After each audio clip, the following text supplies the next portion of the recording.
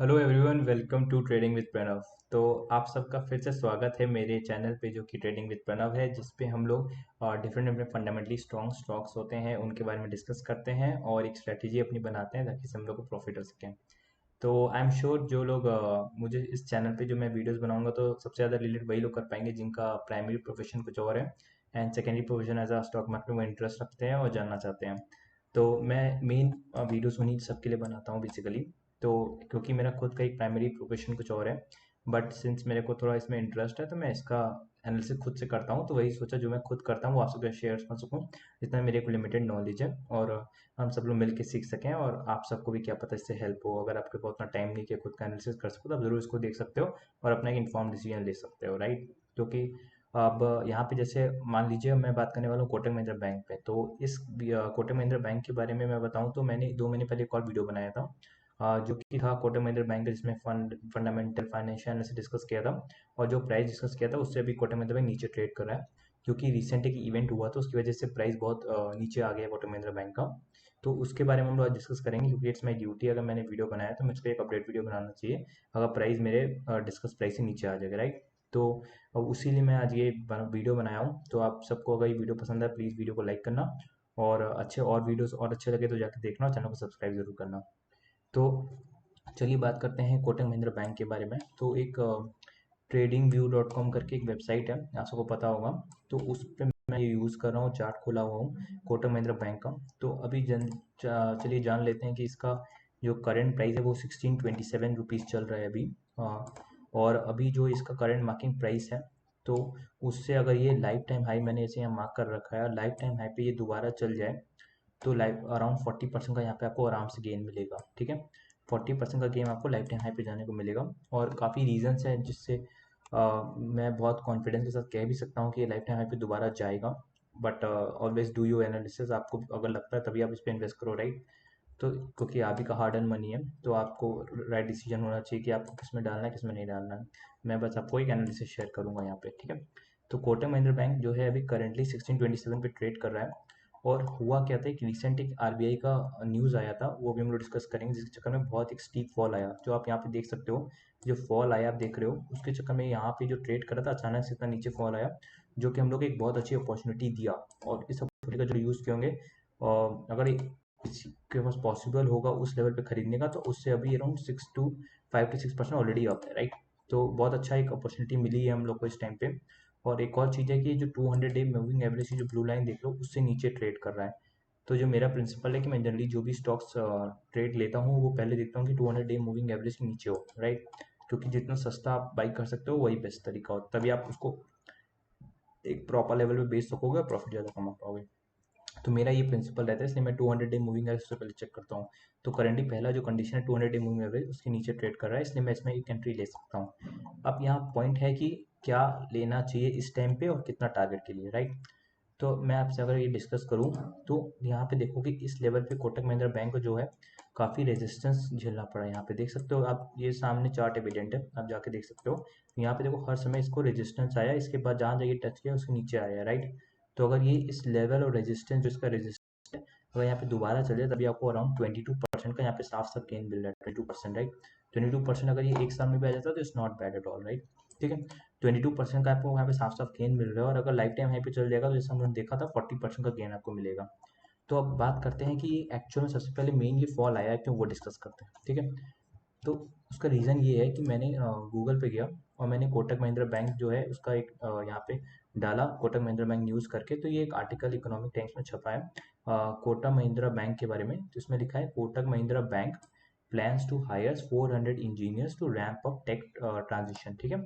और ये आर्टिकल कहाँ छपा है ये आप डेट दे सकते हो, ये मई 8 2024 को ये डेट जो है आर्टिकल है पब्लिश हुआ है, ठीक है। अब बात करते हैं। तो इसमें लिखा है Kotak Mahindra bank plans to hire around 400 engineers this year as it races to upgrade its technology systems after coming under regulatory scrutiny for lapses.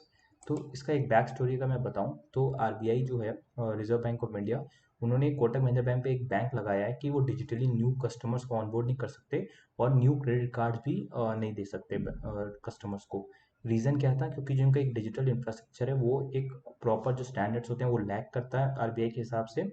और वो बहुत ग्लिचेस है, इसलिए प्रॉपर नहीं है कि लोग इस पे बहुत सारे दिक्कत हो सकती हैं और डिफ़ॉल्ट्स हो सकते हैं और लोग फंस सकते हैं जो कि प्रॉपर स्टैंडर्ड नहीं है, इसलिए आरबीआई ने बैन लगा दिया कि अपने डिजिटल इंफ्रास्ट्रक्चर को सुधारो, तभी हम लोग इस पे आपका बैन हटेगा। अब इस पे दो पॉसिबिलिटीज़ आपके पास आएंगी, या तो कोटक महिंद्रा बैंक इस बैन को हटाने के लिए कुछ एफर्ट ना लगाए, वो ऐसा कैसे ही रहे और फिर धीरे धीरे अपना बिजनेस और अपनी इमेज लूज कर दे। दूसरा है कोटक महिंद्रा बैंक कुछ भी मेहनत करेगा, सब कुछ करेगा और बस किसी तरह चाहेगा कि ये मेरा बैन हट सके क्योंकि उसको ऑलरेडी है। तो मेरे को लगता है कि बहुत ऑब्वियस रीज़न है कि सबसे ज़्यादा हाई प्रोबेबिलिटी है कि कोटक महिंद्रा बैंक इस बैन को जल्दी से जल्दी हटाना चाहेगा, और जैसे ही ये बैन हटेगा कोटक महिंद्रा बैंक अपने लाइफ टाइम आई अपने जो नॉर्मल इसका एवरेज प्राइस जिस पे ट्रेड करता है, जिससे काफ़ी नीचे ऑलरेडी चल रहा है, तुरंत उस लेवल पे आ जाएगा। ठीक है, अब लेकिन ये है कि कब होगा वो बात करते हैं, वो हम लोग को इससे और पता चलेगा कि कब होगा। तो ऐसे इंडियन बिलियनर उदय कोटक जी जो हैं, ये बैंक के चेयरमैन है, राइट। उन्होंने बोला कि हम लोग 500 इंजीनियर जो हैं और ट्राई करेंगे कि हम लोग उसको ऑन बोर्ड कर सकें। ठीक है, और जो जनरली जो इंजीनियर ये लोग हाई करेंगे वो जनरली जो कुछ इसमें से ऑलरेडी इन्होंने जो हायर कर चुके हैं वो गूगल, अमेजोन, पेटीएम, फ़ोनपे जैसे जो टेक जाइंट्स है वहाँ के पास एक्स एम्प्लॉयज़ हैं, जो कि मतलब एक अच्छा खासा टैलेंट वो लोग हायर करेंगे। ठीक है, उसमें लिखा, और एक और इन्होंने बोला है कि India's fourth largest private lender boosted spending, मतलब कोटक महिंद्रा बैंक के बारे में यहाँ बात हो रही है, बाई मोर देन 30% ज़्यादा 17 बिलियन रुपीज़ के लिए कर दिया है, $204 मिलियन जो कि in the year ended March 31, मतलब 17 बिलियन रुपीज़ उन्होंने खर्च कर दिया, making about operating expense of 10% का ऑपरेटिंग एक्सपेंस इन्होंने जो है अपने IT इंफ्रास्ट्रक्चर के लिए लगा चुका है। जो इस कोटक CEO हैं अशोक वशवानी, उन्होंने ये बात बोला है। अब उसके बाद क्या हो रहा है कि अब जो कोटक महिंद्रा बैंक की तरफ से एक्शन, जो हम लोग का स्टार्टिंग में पॉइंट था कि कब ये एक्शन सही होगा, ठीक है, तो उन्होंने बोला है कि team will be seeking to overcome a ban impose last month by the RBI and adding new customer through its digital channel issuing fresh credit cards. तो मतलब जो टीम है उन्होंने बोला है कि मैं जल्दी से जल्दी ये जो बैन है हम लोग इसको हटाने की कोशिश करेंगे, ताकि हम लोग का जो फ्रेश क्रेडिट कार्ड्स और डिजिटल चैनल्स पे ऑन बोर्ड न्यू कस्टमर्स को बैन लगा हुआ है वो हम लोग ज़्यादा देर नहीं करेंगे, क्योंकि इससे बैंक की इमेज भी थोड़ी डाउन हो रही है, राइट। अब बोल रहे हैं कि we are going to just double up and put far more efforts, far more resources, far more money into moving this thing as fast as possible. तो हमको ये समझ आ गया कोटक महिंद्रा बैंक का बहुत एक पॉजिटिव एटीट्यूड आया है और वो बोल रहे हैं कि हम लोग एकदम सब कुछ अपना डबल कर देंगे, ताकि हम लोग का जो बैन है जल्दी से जल्दी हट सके और हम लोग को वापस जो हम लोग की इमेज है वो बन सके। और इसमें ये भी बोला गया, we do worry about everything that you see and hear Naganur in comment before the RBI ban. We have to worry about cyber risk. We have to worry about operational risk, human errors in sending payment to the wrong person और Jio credit card debit card frauds. ठीक है, अब ये बात करते हैं कि नगनूर है कौन। तो नगनूर इसमें लिखा है कि जो कोटा के most high profile technology hires उसमें से ये एक है, और ये बोलते हैं कि हम लोग बहुत ज़्यादा इस पर कंसर्न है कि जो जितने भी साइबर रिस्क फ्रॉड्स हो रहे हैं, ऑपरेशनल रिस्क हो रहे हैं, ह्यूमन है, उस पर हम लोग फोकस करेंगे। और उसके लिए वो क्या करेंगे, बोले कि आर्टिफिशियल इंटेलिजेंस का हम लोग यूज़ करेंगे फ्रॉड रिस्क मैनेजमेंट में, कस्टमर चैटबॉट्स को एक नया अपडेट वर्जन देंगे और बेटर सर्विस देंगे सेंटिमेंट एनालिसिस पे, और जितने भी कोई फास्टर रिजोल्यूशन, डिजिटल रिजोल्यूशन जो प्रॉब्लम होगी उस पर फास्टर रिजोल्यूशन देंगे। बट अब सबसे बड़ी बात है कि जितने भी ये डिजिटल वाली चीज़ें इतना अचानक से इतना इस पर फोकस क्यों है, तो रीज़न इज जो बैंक के 98% ऑफ द ट्रांजेक्शन है वो कोटक सेविंग अकाउंट के वो डिजिटल और नॉन ब्रांच अकाउंट से होते हैं, डिजिटली होते हैं। प्लस जो यहाँ पे है 99% ऑफ न्यू क्रेडिट कार्ड्स होते हैं वो भी डिजिटली देते हैं। तो अगर आप इस कोटे में जिसके 99% डिजिटली हो रहा है उस पर बैन लगाओगे तो ऑब्वियसली बहुत बड़ा इफेक्ट पड़ता है बैंक को। दैट्स में हम लोग चार्ट में भी देख सकते हैं कितना बड़ा फॉल आया है, राइट। तो इस वजह से था ओवरऑल ये स्ट्रैटेजी कि इस चक्कर में ये सब हुआ। तो इस चक्कर में आप देख सकते हो दैट्स वाई इतना बड़ा फॉल है, और आपको यहाँ पे इतनी बड़ी यहाँ पे सेलिंग आपको सामने सामने चार्ट पे दिख रही है। अब ये हम लोग के ऊपर है कि सेलिंग हम लोग कैसे यूज़ कर सकें। और अगर हम लोग इस सेलिंग को, जैसे कि हम लोग बैंक का हम लोग को रीड करके समझ में आया कि बैंक बहुत पॉजिटिव है और वो जल्दी से जल्दी इस बैंक को हटाने में पूरा फोकस करेगी। Fourth largest private lender bank है ये इंडिया का, और ये इतने ज़्यादा ब्रांचेस है, तो ये ऐसे ही इतना जल्दी ये डूब तो बिल्कुल नहीं सकता, ये तो फॉर श्योर है, एकदम 100% है। ये किसी भी तरह करके बैन हटा देगी और वापस अपने ट्रैक पे आ जाएगी। बट वही है कि जब ये ट्रैक पे आएगी, जब ये न्यूज़ आएगी कि ट्रैक पे आ गया, तब तक जो शेयर प्राइस है वो काफ़ी ऊपर ऑलरेडी आ चुका होगा, तब हम लोग को एक प्रॉपर एंट्री नहीं मिलेगी। बट इस टाइम प्रॉपर एंट्री मिलेगी, और हमेशा एक पॉजिटिव एटीट्यूड लेके ट्रेड करना चाहिए। पॉजिटिव एक सेंटिमेंट होना ज़रूरी है मेरे हिसाब से, तो मुझे यही लगता है। तो आप सबको ये मैंने एनालिसिस बताया कि कोटक महिंद्रा क्यों, अब आपको समझ में आया कि क्यों लाइफ टाइम हाई पे आना चाहिए, क्यों अपने टारगेट पे दोबारा जाएगा।